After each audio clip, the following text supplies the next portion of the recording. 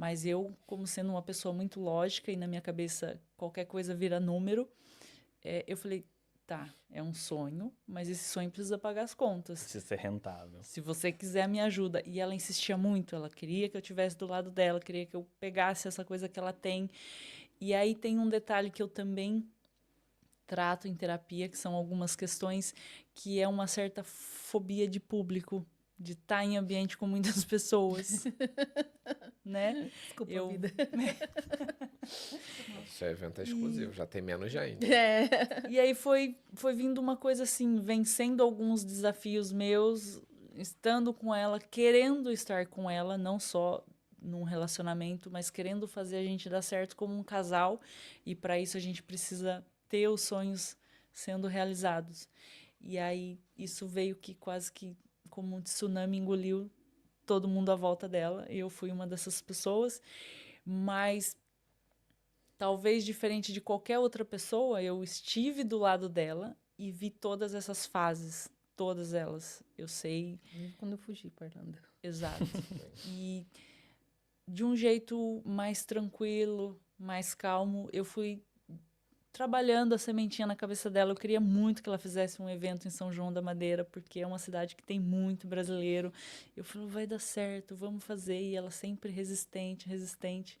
E aí, depois que ela voltou, foi isso assim, você quer que eu volte? Então você vai ter que ir comigo. Eu falei, tá bom, vamos E aí lá. a coisa começou a crescer, começou a chamar a atenção de outras pessoas, e aí eu já não conseguia mais sozinha. Eu falei, cara, ou você vem ficar comigo, ou...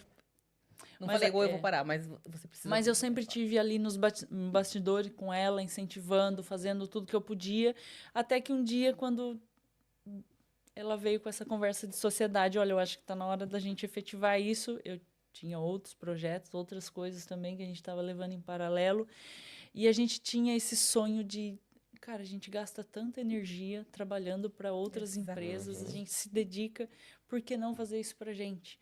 Mas a gente estava nesse período de transição, de morar junto, do filho que veio não se adaptou, de querer trazer a neta. Eu também tenho um combinado que eu deveria ver a minha mãe com mais frequência no Brasil. Então, foram ali vários ajustes, aumento de aluguel, a gente resolveu morar junto, pedir demissão do trabalho. Então, foi uma fase de transição e no meio disso tudo veio o samba crescendo. E aí a gente chegou num ponto que, mesmo que a gente quisesse manter projetos paralelos, não seria possível, né? Então, ela veio, decidiu oficializar a sociedade. Eu falei, tá, para haver uma sociedade tem que haver uma empresa. Então, vamos oficializar o Samba da Vó como uma empresa. E aí foi... O objetivo para 2025 foi esse, realmente regulamentar o Samba da Vó, tornar ele uma empresa, contratar funcionários, fazer com que ela vivesse, pelo menos ela vivesse somente do Samba da Vó, sem precisar de outros trabalhos.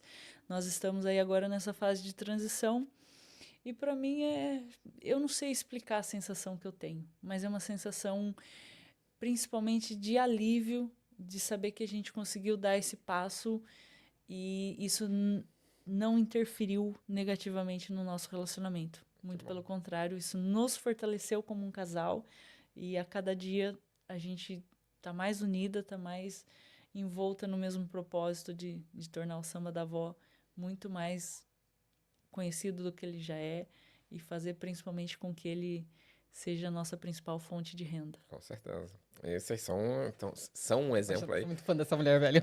Sábado é Dia Internacional da Mulher, elas estão sendo um exemplo. E vocês, como empreendedoras, falam muitas vezes em grupo de mulheres que empreendem, vocês, no cenário do Porto, têm contato com muitas outras mulheres que também estão empreendendo e estão dando esse primeiro passo e correndo atrás de fazer um negócio? Tem a Gabi, tem a Vanessa. Temos sim algumas pessoas, mas nós estamos todos ainda aí nessa fase de se conectar e se ajudar, né? A gente já tem aí colocado uma sementinha na Gabi para abrir a própria agência dela.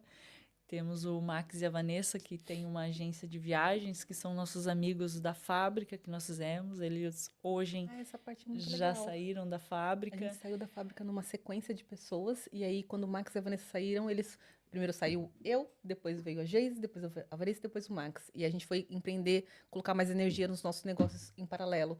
E a Vanessa e o Max bateram R$ 1 milhão com a agência Que legal, bacana. de viagens deles. Vocês têm que Muito fazer legal. um grupo de network aí, A feminino, gente tem com nós especializado. 4. Mas A aí gente tem. tem que agregar mais gente, porque É. assim, vocês já estão se tornando, já são, acho que, referência com um samba mais exclusivo, mais um nível mais alto, e começaram do zero. Outras pessoas se inspiram na história de vocês e tenho certeza que vocês têm muitas conexões que pode conectar e é a pecinha que falta para outras pessoas e vão se ajudando, entendeu? Com certeza. Vou plantando a ideia agora. Não, essa ideia ela já vem comigo há muito tempo, tanto que um dos motivos por eu incentivar o Samba da Avó e o Tanto Bate Até Que Samba, que eu sou apaixonada por esse grupo, que é um grupo só de mulheres, e é onde a minha amiga participa, eu tenho como quase que uma missão de vida sempre incentivar coisas feitas por mulheres.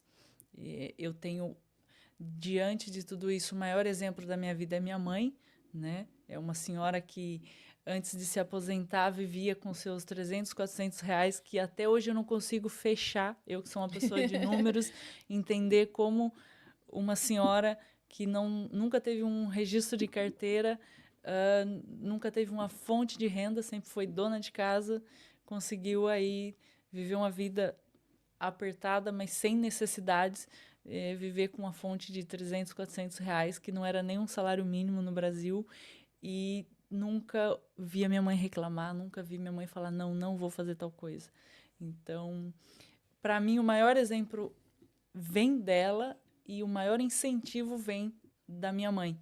Para mim, entender que eu, como mulher, posso fazer e chegar onde eu quiser e não tenho necessidade de querer coisas grandes.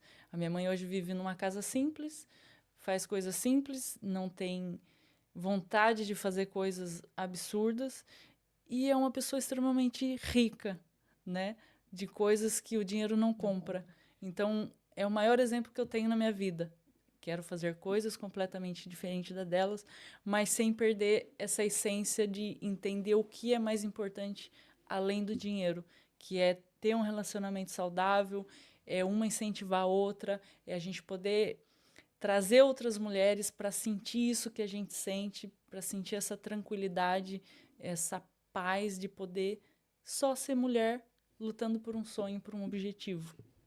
Dentro disso, entra essa questão de que nós estamos aí buscando algumas parcerias de trazer mulheres para junto com a gente e incentivá-las a arriscar, como foi no nosso caso. Arriscar e dar certo, né?